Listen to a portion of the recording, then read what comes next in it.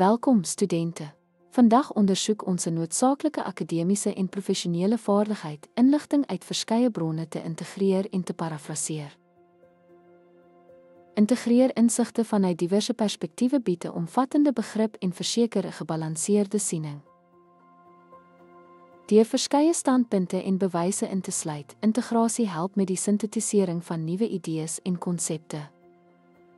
Gaan voort na parafrasering. Dit behels die opsomming van idees in jou eie woorde, wat noodsaaklik is vir duidelike kommunikasie.